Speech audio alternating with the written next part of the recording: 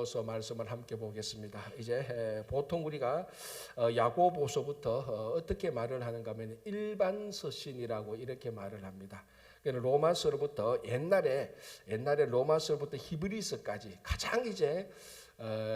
가장 보수의 보수라고 이렇게 보는 사람, 히브리서도 바울의 편지다까지 보는 사람이 있는데, 지금은 히브리서는 누가 썼는지 사실은 알 수 없다는 게 대부분 사람의 생각입니다. 어쨌든 야고보서부터 이제 우리가 요한계시록까지, 요한계시록은 이제 계시록에서 특별한 내용이 있고요. 야고보서부터는 일반 서신이다 이렇게 말을 하는데, 그 이유가 이 편지를 받는 사람이 어떤 특정한 사람이 아니고 일반인이라는 겁니다. 자, 예를 들어서 우리가 고린도전서 후서는 특정한 사람들에게 준 겁니다. 고린도에 있는 교회 교인들에게 편지를 한 것입니다. 그리고 빌레몬서는, 우리 어제 봤던 빌레몬서는 아주 특별하죠. 빌레몬 한 사람에게 준 편지잖아요. 그런데 야고보서는 그것이 아니고 그냥 1절에도 보면 좀 이따 설명하겠지만 흩어진 나그네, 그러니까 이스라엘 밖에 다 흩어져 있는 그 사람들에게 준 편지입니다. 그리고 굉장히 이 야고보서를 읽고 듣는 독자가 굉장히 많은 거죠. 그래서 이것을 일반 서신이다 이렇게 말을 하고요. 또 이 야고보서는 이제 여러분 앞으로 이제 계속 보겠지만 가장 큰 특징이 뭔가 하면은 행함을 강조합니다.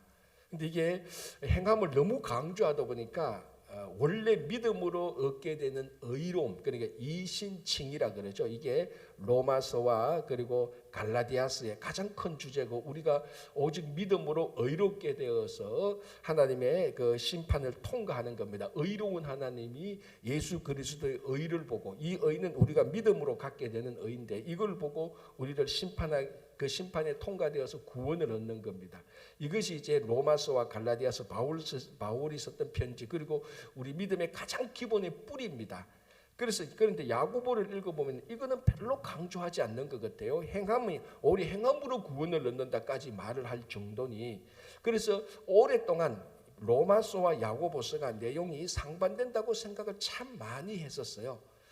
그러나 이제 야고보서의 진정한 의미는 강조점에 있는 것이지, 행함의 강조점이 있는 것이지, 믿음으로 구원 얻는다는 것을 부인하고 무시한 것이 절대로 아니라는 것은 이제 다 받아들이는 겁니다. 그러니까 우리가 무슨 말을 강조하지 않았다고 해서 그 말을 거짓말이다 이런 말은 아니지 않습니까? 그래서 야고보서는 행함을 많이 강조한 것이지, 믿음으로 구원 얻는 이 영원한 진리의 사실을 부인한 건 절대로 아닙니다. 그래서 이걸 오해하면 안 되고요. 또 하나 배경으로 전체적으로 설명할 것은, 이 야고보서의 저자가 누구냐면 야고보입니다. 근데 이제 신약 성경에도 보면 야고보가 꽤 많이 있습니다. 가장 대표적으로 예수님의 제자 가운데 야고보가 또 있었죠. 세베대의 아들 야고보. 이거는 베드로, 안드레, 야고보, 요한 할 때 요한의 형제며, 이 요한과 야고보의 아버지가 세베대 아닙니까? 세베대의 아들 야고보. 그리고 예수님의 제자 가운데 가장 잘 알려진 야고보, 또는 예수님의 제자 가운데 알페오의 아들 야고보가 또 같이 있었습니다. 그러니까 이름이 동명이인이죠. 그래서 이름은 같은데 다른 사람이 있었고, 또 중요한 야고보가 있었습니다. 누구였습니까? 예수님의 형제 야고보. 그래, 이 사람은 우리가 사도행전을 볼 때 사도행전 10장에서 예루살렘 회의가 있지 않습니까? 그때 두 인물이 중요한 인물이었어요. 첫 번째는 베드로, 두 번째는 야고보. 그래서 예루살렘 회의는 이거는 어마어마하게 중요한 회의입니다. 중요한 회의입니다. 그러니까 우리가 기독교 역사를 볼 때 이 예루살렘 회의, 사도행전에 나오는 예루살렘 회의를 공식적으로 첫 번 공의회라고 말을 합니다. 지금부터 수천 번이, 수백 번의 공의회, 예를 들자면 이 전통을 이어받는 로마 공의회, 그리고 로마가 뭐 한 10년, 20년마다 한 번씩 모여서 중요한 그 교리 같은 것을 어떻게 해석하느냐 결정하게 되는 그런 회의가 있습니다. 이거는 전 세계에 있는 가톨릭들이 다 주의하는 건데, 그 가장 근본 원본이 예루살렘 회의입니다. 사도행전에 나오는 그 예루살렘 회의 때 중요한 게 뭐냐면은, 구원은 율법으로 얻는 것이 아니고 오직 복음으로만 얻는다는 것이 확실하게 결정되어졌습니다. 그러니까 우리 믿음에 우리 구원의 교리를 확실하게 한 거죠. 그게 굉장히 중요한 거죠. 이것을 중요하는데 결정적으로 중요하게 두 역할을 한 사람이 베드로고 야고보였습니다. 이 야고보는 그 당시에 보면은 행정적으로 수장이었다는 것을 알 수 있습니다. 제가 전에도 말씀드렸다시피 총회장급입니다. 베드로는 이제 선교사죠. 그러니까 이게 한 사람은 사역에서 일하고 한 사람은 그 사역을 도와주는 행정적 기능, 이게 베드로와 야고보인데 그 야고보가 주의 형제 야고보입니다. 그런데 오늘 본문에 있는 야고보는 누구가 가장 유력할까요? 100%는 없습니다. 누가 가장 유력할까요? 예, 대부분 제자 야고보라고 말을 하는 건데 제자 야고보에게 있어서 이게 제자 야고보가 될 수 없는 결정적인 이유가 하나 있는데요. 자, 여러분 혹시 뭐 주석 성경 이런 거 좀 가지고 있을 겁니다. 그렇게 보면 야고보서가 언제쯤 기록되어졌다고 그 말을 하고 있죠? 야고보서가 예, 이게 대체로 60년으로 봅니다. 60년 초반. 60년에서 60한 5년 그 어간에 기록된 거라고 보거든요. 늦게 보는 사람은 한 80년에서 100년 사이에 기록됐다고 봅니다. 자, 우리가 지금 그걸 따지자는 게 아니고 어쨌든 60년 이전에 기록됐다고는 본 거 아니에요. 자, 그러면 자, 이게 이제 여러분들이 성경을 잘 안다는, 성경을 보니까 아, 그렇구나라는 것을 아하하는 게 알 수 있습니다. 자, 야고보서가 언제 기록됐다고요? 60년 초. 자, 여러분들이 주의 형자 세베대의 아들 예수님의 제자 야고보가 기록한 것이라고 생각하는데 이게 그렇게 될 수가 없어요. 왜 그렇죠? 아니요. 사도행전 야고보가 최초 순교자예요. 그렇잖아요. 그러면은 자, 최초 순교면은 예수님께서 돌아가신 후에 최소한 빨리 아무리 늦게 죽어도 20년 안에는 돌아가셨다고요. 아무리 빨리 늦게 죽어도 30년 이전에는 아니죠. 한 예수님께서 돌아가시고 한 10년 이내에 주의 예수님의 제자 야고보는 돌아가셨을 겁니다. 연대는 정확히 몰라도 오래 살았다 하셔도 20년. 근데 이거는 아무리 빨리 잡아도 60년. 그러니까 10년에서 20년 갭이 생기는 거예요. 여기에 다른 이유도 있지만 결정적으로 그래서 이 야고보서는 주의 예수님의 제자 야고보가 썼을 리가 없다. 그러면 가장 유력한 후보자는 주의 형제 야고보. 그러니까 사도행전 회의를 주관했던 그 당시에 굉장히 중요한 역할을 했다. 아마 그분이 썼다는 것이 거의 대부분 한 90%, 8 내지 90%가 인정하는 겁니다. 요건 이제 여러분들이 나중에 가서 야고보 얘기하면 이렇게 저처럼 아는 체 하면 됩니다. 야, 이 야고보 그런 것도 모르냐? 너희 교회에서는 성경 공부도 안 하느냐? 이렇게 이제 하시면 되고요. 이게 또 중요한 이유가 있습니다. 나중에 보면 나오는데요. 자, 우리 야고보서의 배경인데 이제 두 가지 배경을 우리가 알아야 됩니다. 첫 번째는 이 60년 일찍 잡으면 60년이고 늦게 잡으면 80년에서 100년이지 않습니까? 이 60년 정도 되면요, 이제 예수 믿는 사람에 대해서 핍박이 본격적으로 이루어지기 시작합니다. 핍박이 시작됩니다. 막 예수 믿는 사람 막 공격당하는 거죠. 그러니까 이 사람들이 한번 생각해보세요. 예수를 믿으면서 자기들이 나쁜 일을 한 것도 아닌데 범죄를 저지른 것도 아닌데 막 핍박을 합니다. 항상 우리가 나중에 또 우리가 요한계시록을 보겠지만요, 이 당시에 핍박을 받는 당시는 두 종류의 핍박입니다. 외부로 로마 제국으로부터 핍박을 받고 같은 동족인 유대인들, 예수를 따르지 않는, 예수를 메시아로 인정하지 않는 같은 동족이지만 유대인들이 핍박하는 겁니다. 이 핍박이 이제 막 시작되는 겁니다. 본격적으로. 여기 중요한 거고요. 아까도 제가 말씀드렸지만 야고보서의 전체 주제가 행함에 굉장히 초점을 맞추고 있습니다. 그러면 이게 또 야고보서 또 배경 가운데 하나가 여기 이제 이 야고보서를 읽는, 그러니까 팔레스타인 이스라엘 밖에 있는 흩어진 사람 가운데 부자들, 세상에서 부자들이 있었는데 이 부자들이 교만하고 부자들이 이제 신앙에서 타락하고 있다는 것을 야고보가 듣고 그 사람도 중요한 타겟으로 이 말씀을 해주고 있는 겁니다. 그래서 이제 2장 3장 보면은 이제 그래서 그 사람들이 믿음은 있다고 말하면서 실제로 행동은 안 하고 겸손하지 않고 교만해지는 겁니다. 그래서 바울이 그 사람들을 주요 타겟으로 해서 그 사람들뿐만이 아니라 다른 사람들도 마찬가지지만 그 사람들을 주요 타겟으로 해서 행함을 강조하는 겁니다. 자, 그러면 뭘 알 수 있는가 하면은 2000년 전이나 지금이나 이 참 믿음하고 행함하고 일치 안 되는 것이 여전하다는 겁니다. 여전하다는 거죠. 이게 예수님 돌아가신 후에 한 세대에 일어나는, 한 세대 때부터 두 세대, 넓게 잡으면 한 두 세대 그 사이에 일어나는 일인데, 그때 이미 주의 형제 야고보는 왜 믿음하고 행함이 일치되지 않느냐, 특별히 좀 물질적으로는 부자들, 그 사람들은 막 교만하고 자기 형제들을 돌보지 않고, 그러면 주의 형제 야고보가 의심이 드는 겁니다. 아니 믿음이 있다고 하면서 어떻게 저런 말을 해? 아니 믿음이 있다고 해서 어떻게 저렇게 교만해? 믿음이 있다고 하면서 어떻게 자기 형제들을 무시해? 왜 돌보지 않아? 믿음이 있다고 하면서 왜 나그네를 무시해? 이런 것이 주의 형제 야고보가 확실히 느낀 겁니다. 그래서 그에 대해서 권면하는 내용들이 야고보서에 나오는 겁니다. 이걸 이제 전체적인 우리가 흐름으로 알고 이제 본문으로 들어가 보겠습니다. 자, 1장 1절 인사말이죠.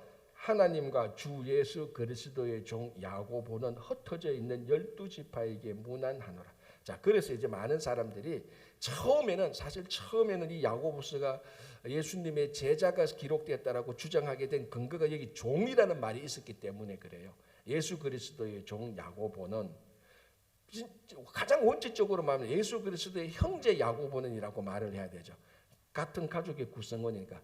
이제 요 말이 이제 우리가 요 말이 함정에 빠지면 안 되는 겁니다. 여기서 이제 자 처음에 우리 복음서를 보면은 예수님의 형제들 이 예수님이 메시아로 인정을 못했습니다. 처음에는 우리 복음서에 나와 있지 않습니까, 그죠? 그래서 쉽게 말하면 예수님께서 밖에 나가서 집에도 안 들어오고 자꾸 사역하니까 그 가족들이 찾아가는 그런 내용도 나옵니다. 그러니까 예수님께서 뭐라고 말합니까? 누가 내 가족이냐? 예수는 하나님의 뜻대로 하는 자가 내 가족이 아니냐. 그러니까 뉴 패밀리, 새로운 가족을 말씀해 주는 장면이 우리가 복음서에 나옵니다. 자, 그러니까 그때 예수님의 친형제인 이 예수님의 친형제가 몇 명이 있었죠? 복음서 보면 4명, 야고보, 요셉, 시몬, 유다 4명의 형제가 있습니다. 그러니까 마리아가 예수님을 놓고 그 다음에 또 아들을 놓는데, 물론 천주교는 그거 인정 안 하지만은 어쨌거나 예수님 형제 야고보, 요셉, 시몬, 유다는 예수님이 생전에 살아 계실 때는 메시아로 인정을 안 했습니다. 우리 형님인데 좀 랍비 같아. 그런데 어느 날 집을 나가지만 3년 동안 안 들어와. 그래서 뭐 찾아가고 이런 제가 이제 약간 좀 이제 상상을 해서 말한 겁니다. 자, 그때는 예수님의 혈육적 형제였지만은 예수님께서 돌아가시고 부활하시고 성천하시고 그분의 사역과 메시지를 들은 주의 친형제 야고보는 이분이 나의 친형제라기보다는 하나님께서 이 땅에 준 구약에서 메시아 선지자들이 예언했던 메시아라는 것을 고백하게 되는 겁니다. 그래서 우리 사도행전 15장에서 그렇게 훌륭한 신앙의 인물이 되어 있죠. 그런데 이제 그 인물이 글을 쓸 때 나는 예수 그리스도의 친형제야. 이게 자기 정체성이겠습니까? 아니죠. 자기 정체성은 누굽니까? 예수님이 메시아고 그 메시아의 종, 메시아를 섬기는 사도 바울이 그리스도의 종이라고 고백한 것처럼 그렇게 고백을 하는 겁니다. 자, 만약에 여기서 하나님과 주 예수 그리스도의 형제다라고 친형제다라고 말을 했더라면은 우리는 이런 의심이 생길 겁니다. 왜? 무슨 의심? 야고보가 예수님을 그리스도라고 인정했냐? 말은 하지만은 형제라고 보고 있네? 라는 그런 생각이 들 수 있죠. 무슨 말인지 알겠죠, 그죠? 그러니까 예수 그리스도의 종이란 말에 두 가지가 확실해지는 겁니다. 진짜 예수님은 메시아로 인정했다는 것이고, 자기는 형제라기보다는 메시아의 사도 바울처럼 사도로서 그리스도의 종이 됐다는 것을 얘기하는 겁니다. 이게 자기 신앙의 첫 번째 정체성이죠. 그러니까 무슨 말인가 하면 이미 이제 야고보서를 기록할 때 주의 형제 야고보는 어떤 혈육적인 관계를 뛰어넘은 신앙의 관계에서 세상을 다 보게 되고 있다는 것을 이 단어 하나로 다 알 수 있는 겁니다. 친형제의 관계를 떠나서 예수님을 메시아로 고백하게 되고, 그리고 그 메시아를 섬기는 바울과 같은 종이다라고 말을 합니다. 여러분, 세상에서 제일 어려운 게 뭔 줄 압니까? 아니, 신앙생활에서 제일 어려운 거, 자기 가족을 메시아로 인정하는 겁니다. 그게 제일 어려운 거예요. 왜냐하면 태어날 때부터 다 알잖아요. 속속들이 다 아는데 메시아다? 그거 되게 어려운 거예요. 되게 어려운 거예요. 그래서 이 말을 확대시키면 뭔가 하면 메시아가, 선지자가 자기 고향에서 환영받는 일이 없다. 그거하고 마찬가지입니다. 그런데 오늘 1절에 주의 형제 야고보는 예수님께서 진짜 그리스도고 주님이고 나는 그의 종이지 이제 뭐 형제 관계로 얽어매지 마라. 우리는 이걸 다 뛰어넘었다라고 이렇게 얘기해요. 자기 정체성이 신앙에 있는 겁니다. 그죠? 자, 또 중요한 단어가 있는데 이러다가 1절 하다가 마치겠습니다. 흩어져 있는 이 말이 중요한 겁니다. 굉장히 중요한, 특별히 우리들에게 있어서. 자, 이게 흩어져 있는 이 단어의 원형이 뭐냐면 디아스포라라는 겁니다. 디아스포라가 흩어진 사람, 특별히 흩어진 유대인들을 가리키는 명칭이 디아스포라입니다. 이 디아스포라가 언제부터 시작됐냐? 그 기원을 어디서 보는가 하면 우리가 요즘 주일날 열왕기하를 보지 않습니까? 열왕기에 이제 북이스라엘 왕을 중심으로 보고 있는 겁니다. 그죠? 우리 그 지난주에는 나만 왕을 봤지만 그 나만 왕이 있을 때 북이스라엘의 왕이 누구였죠? 에헤이 3일밖에 안 됐는데 여호람이었습니다. 그 위에 그 앞에 왕이 누구였죠? 아하시야. 요 아하시야하고 여호람은 형제잖아요. 이제 새벽부터 성경 공부 한번 하는 것도 좋습니다. 그런데 여호람과 아하시야의 아버지가 누구였습니까? 아합. 그래서 북이스라엘의 왕이 19명이 있는데 나중에 아수르에 완전히 쫄딱 망하죠. 완전히 망하죠. 이때 이제 막 아수르 사람들이 이 사람들을 아수르로 데려가기도 하고 죽이기도 하고 사마리아에 있는 사람들과 아수르 사람들이 사마리아에 들어와서 같이 결혼도 하고 그러니까 막 북이스라엘 사람들이 막 전 세계로 포로로 잡힌 사람이 흩어지기 시작합니다. 이때부터 디아스포라가 역사적으로 시작됐다라고 말을 합니다. 지금으로부터 몇 년 전입니까? 2800년 전이에요. 자, 그리고 난 다음에 이제 남유다가 한 180년, 190년 뒤에 멸망하잖아요. 북이스라엘이 망하고. 자, 이 사람들은 더 흩어지는 거예요. 왜냐하면 많은 사람들이 포로로 잡혀서 바빌론으로 가지 않습니까? 그게 다니엘 때 있었고 에스겔 때 있었지 않습니까? 그 사람들이 거기 바빌론에 살다가 나중에 페르시아가 바빌론을 정복하고 이 이스라엘 사람들은 너희들은 너희 나라로 돌아가도 좋다. 갈 사람 가라라고 자유롭게 했습니다. 그때 이제 막 다시 돌아오잖아요. 그때 돌아온 사람이 뭐 느헤미야, 에스라 이런 사람들이잖아요. 그리고 안 돌아온 사람들이 있습니다. 다 돌아온 게 아니에요. 안 돌아온 사람이 있고, 근데 바빌론 때부터 페르시아로부터 안 돌아온 사람이 또 거기서 흩어지기 시작합니다. 그러니까 북이스라엘 때 망했던 사람들, 남유다 때 망했던 사람, 이 사람들이 흩어진 사람들의 역사적인 원조입니다. 그리고 계속해서 그 사람들이 이쪽으로 가고 저쪽으로 또 이제 초대교회는 어떻게 됩니까? 아까 말씀드린 이제 야고보가 순교하게 되고 그 앞에 누가 먼저 순교합니까? 에헤이 서대반. 예, 서대반 사실 서대반 집사라고 우리가 보통 말이죠. 그런데 이 집사는 오늘날 우리들이 말하는 집사하고는 레벨이 완전히 다릅니다. 서대반을 집사의 레벨하는 서대반은 감독의 레벨이에요. 오늘 교육자의 레벨입니다. 어쨌든 서대반이 죽음으로 말미암아 예루살렘에 본격적으로 핍박이 들어오지 않습니까? 그러니까 사람들이 막 흩어집니다. 그러니까 초대교회 때도 이때 이제 흩어진 사람들이 지금의 시리아, 레바논 그쪽으로 막 올라가는 거죠. 그래서 그래서 다메섹에 많이 있었습니다. 죄송합니다. 그렇죠. 시리아에 있는 안디옥에도 많이 있었고 다메섹에도 많이 있었어요. 그 흩어진 사람들이 예배 드린다는 소식을 알고 잡아 죽이려고 갔던 사람이 사도 바울입니다. 근데 바울이 흩어진 사람들, 흩어져서 예수 믿는 사람들을 잡아서 죽이거나 체포하려고 다메섹으로 가다가 부활하신 예수 그리스도를 만나서 그리스도의 종이 되는 거죠. 이 사람들 보면은 그러니까 북이스라엘이 망한 이후부터 이 이스라엘은 흩어져 있는 사람들과 끊을래야 끊을 수 없는 자기 가족과 국가의 자기 신앙의 정체성이 있는 겁니다.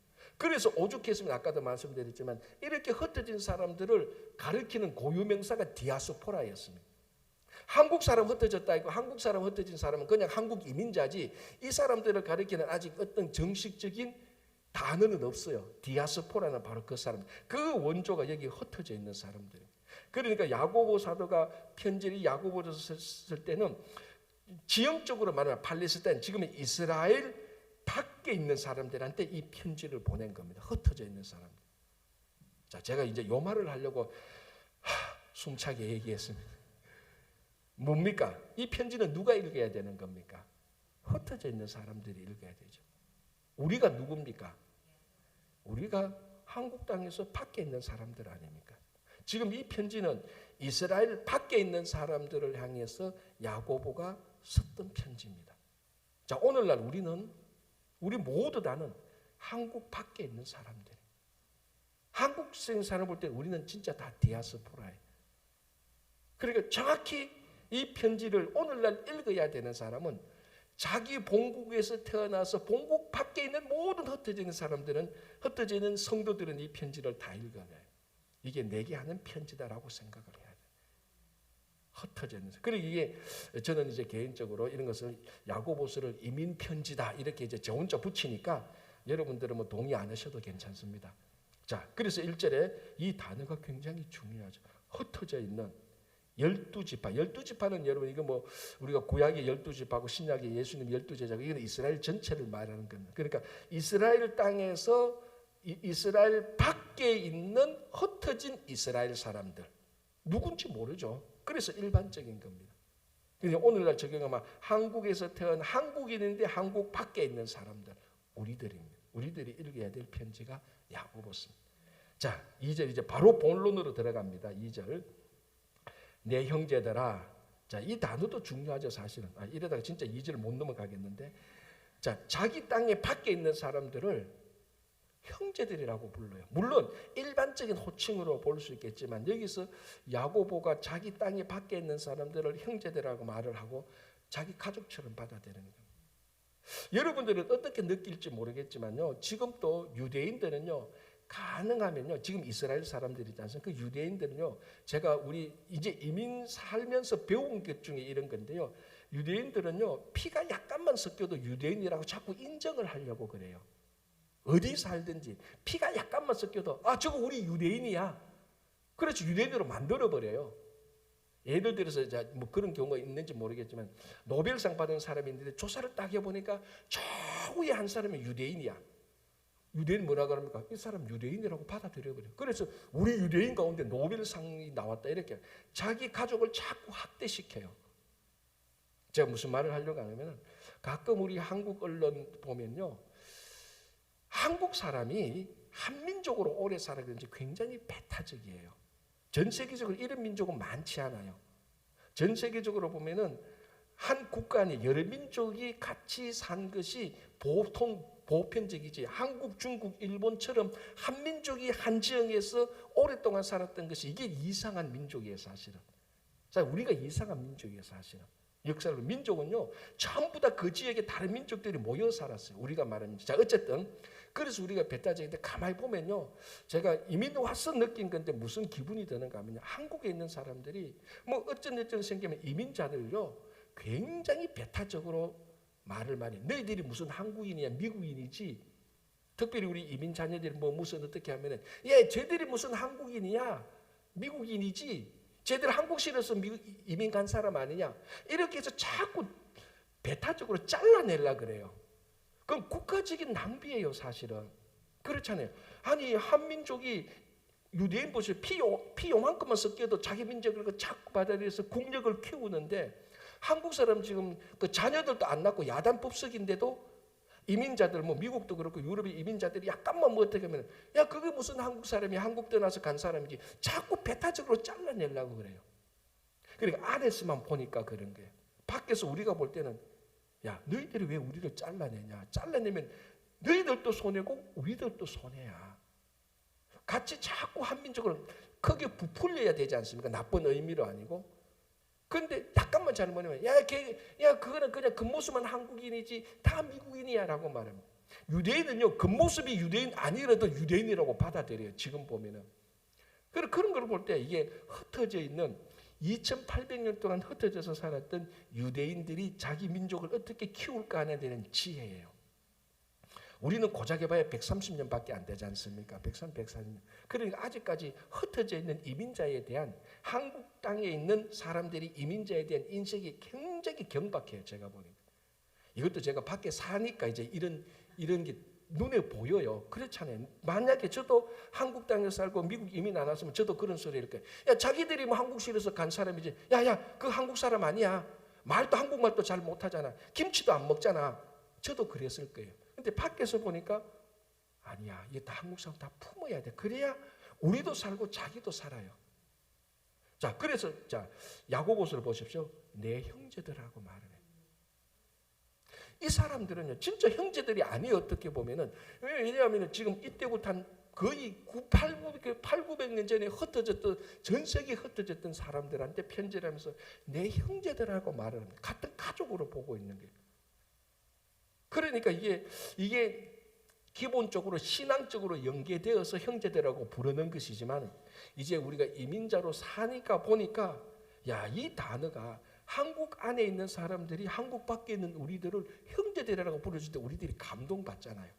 야, 우리가 여타한 이유로 우리가 한국을 떠나서 밖에 살아도 여전히 저 한국 땅에 있는 한반도에 있는 저 사람들은 나를 형제로 받아주는구나. 아, 이게 얼마나 감동이에요. 그러면 우리가 $1도 더 한국에 더 송금할 거 아니에요. 그렇잖아요. 아니, 한국 미운데 무슨 한국이 무슨 송금을 하겠어. 이게 다 손해라니까. 그러니까 이 야고보가 형제들이라는 이 말 한마디에 신앙적인 이런 거대한 공동체를 만듦과 동시에, 제가 약간 포인트는 약간 벗어났지만, 왜냐하면 흩어진 사람들에 대해서 포용하고 있는 것을 우리들에게 보여주고 있는 겁니다. 자, 그렇다면은 마지막 결론, 우리가 흩어져서 이 미국 땅에 사는 우리들이 다 형제 자매로 다 살아야 돼요. 그만 분열해야 돼요. 그만 분열해야 돼요. 얼마나 웃기는 짬뽕입니까? 밖에까지 나와서 이것저것 따져서 계속 분열하는 거, 이거 정말 또 우리가 우리끼리 또 분열하는 건 정말 안 되는 거예요. 그래서 내 형제들이라는 이 말 속에 우리가 가만히 이민자로 생각해 보면, 야, 이 신앙의 포용력이, 이 말을 받아들이면 민족과 국가를 살리는 파워가 이 안에 있는 겁니다. 그죠? 그리고 자매들이라고 빠졌다고 서운해하시면 안 됩니다. 다 같은 의미예요. 자, 아무래도 2절 넘기는 어렵겠네요. 어쨌거나 봅시다. 내 형제들아, 너희가 여러 가지 시험을 당하거든 온전히 기쁘게 여겨라. 여러 가지 시험을. 아까 얘기했죠. 60년대부터 막 이제 본격적으로 핍박을 받기 시작합니다. 이제 이 핍박의 모습들이 어디에 제일 많이 보이는가 하면요, 요한계시록 가면 제일 많이 보여요. 7교회에 보면은 이 7교회의 성도들이 로마와 유대인들한테 얼마나 핍박을 받고 있는가가 다 보이는 겁니다. 이 사람들이 흩어져 있는 사람, 7교회가 다 흩어진, 소아시아에 흩어진 사람들이지 않습니까? 그 사람들 보면은 막 경제권도 다 빼앗기고, 특히 같은 동주 유대인들이 핍박을 굉장히 많이 해요. 경제권도 다 빼앗기고, 예수 믿는 것 때문에 직장도 못 구하고요. 그런 흔적들이 막 나타나는 거예요. 막 시련을 당하기 시작하는 겁니다. 자, 그런데 야고보는 이렇게 말합니다. 내 형제들아, 너희가 여러 가지 시험을 당하거든 온전히 기쁘게 여기라. 야, 이 시험, 자, 여기서 시험은 시련 이런 거하고 같은 의미입니다. 시험은 시련, 고난, 환난, 핍박 이런 거 다 같은 의미입니다. 이것을 당하거든 오히려 온전히 기쁘게 여기라는 겁니다. 기쁘게. 왜? 자, 3절 보겠습니다. 이는 너희 믿음의 시련이 인대를 만들어내는 줄 너희가 아미라. 자, 우리가 지난주에 이제 3일, 4일 전인데 제가 뭘 강조했는가 하면 성품을 강조했습니다. 그죠? 그 누구 성품을 강조했죠? 한 여자아이의, 포로 잡은 여자아이의 성품. 가만 보면 왜 그 나만과 나만 아내가 여자아이의 말을 들을 수 있었던 이유는 하나밖에 없습니다. 신뢰하니까. 전쟁 포로말을 누가 듣습니까? 자, 주일 설교 재판입니다.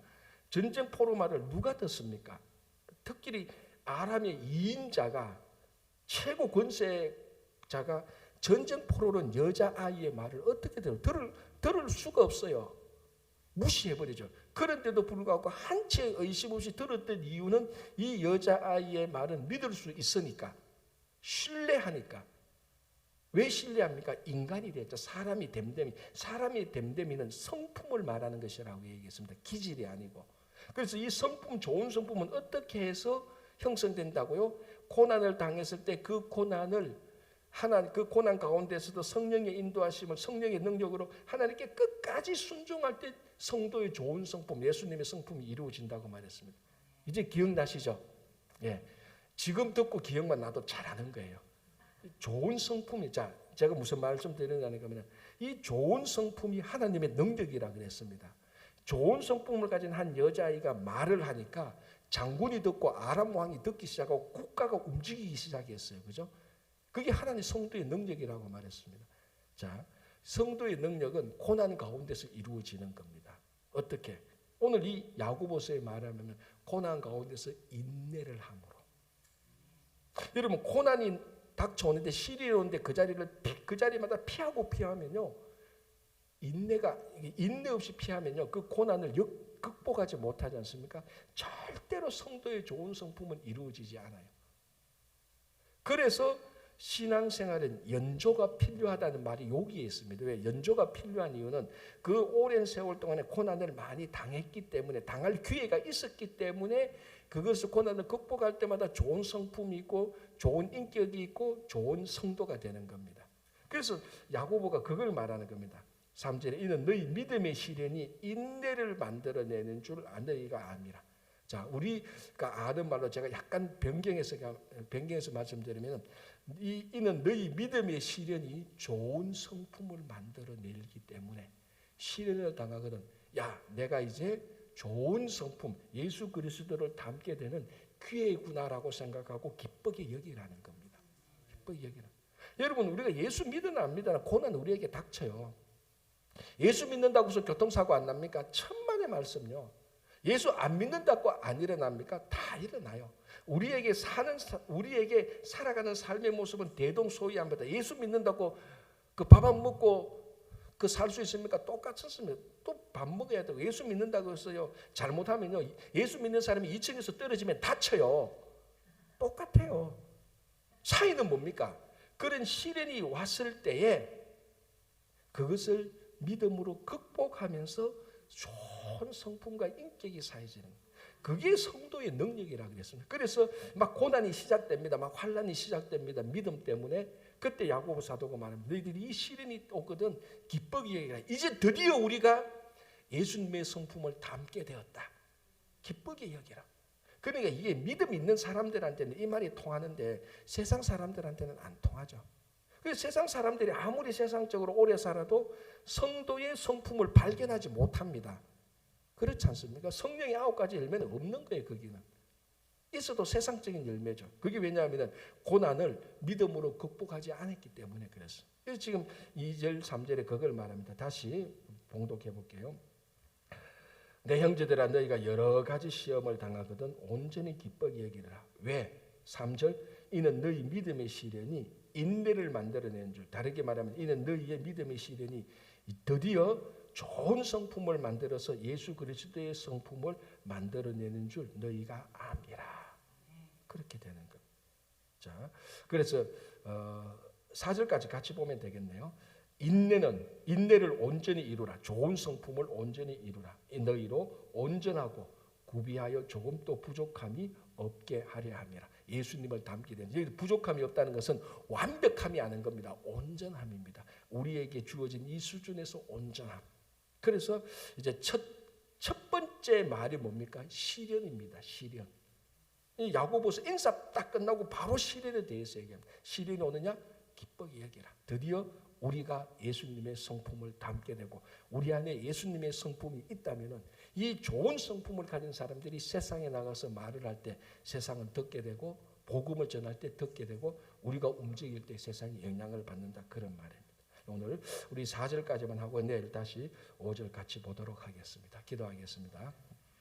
하나님 아버지 감사합니다.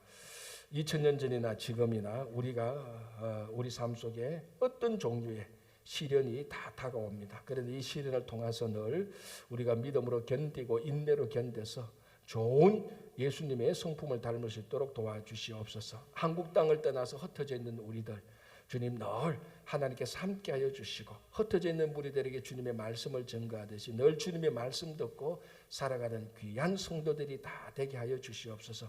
주님 오늘도 기도합니다. 전 세계적으로 기후재앙으로 그리고 전쟁과 테러와 지진과 태풍과 홍수로 말할 수 없는 고통과 억압 가운데 있는 전 세계 형제 자매들에게 주님께서 함께 해주시고 우리가 진심으로 기도하며 도울 수 있는 대로 도울 수 있도록 도와주시옵소서.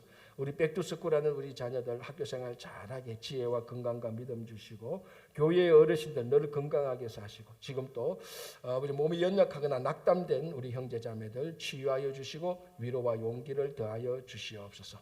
오늘도 주님의 손에 하루를 의탁하오며 예수님 이름으로 기도합니다. 아멘. 자, 이렇게 기도하시고